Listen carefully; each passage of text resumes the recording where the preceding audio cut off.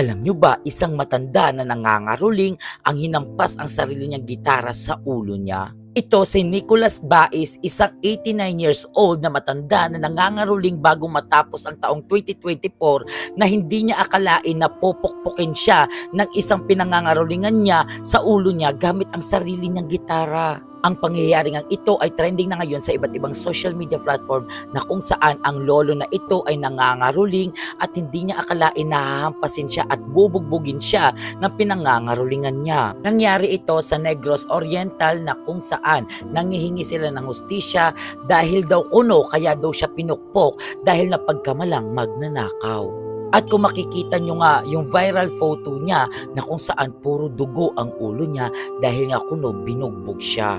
Nakakatakot at nakakalungkot lang din isipin nyo isang 89 years old lang na nangangaruling ang bubugbugin. Nung nakita ko yung video ni Lolo, grabe yung awa ko sa kanya kasi ang dami niyang dugo at sabi niya okay lang daw siya pero hindi talaga siya okay dahil nga ang dami niyang dugo sa kanyang ulo na kung saan ginamit pa ang sarili niyang gitara para ipukpok sa sarili niya. At isipin mo, may magnanakaw din ba na gagamit ng gitara o magdadala ng gitara kung magnanakaw? Nakakadurog puso lang kasi ang isang 89 years old na lolo ng ito ay nangangaruling lang tapos binugbog pa. Sa totoo lang, dapat tinignan muna nila at wala pong magnanakaw na nagdadala ng gitara. So get well soon sa'yo lolo at sana mabigyan ka ng hustisya. So hanggang dito na lang, paalam.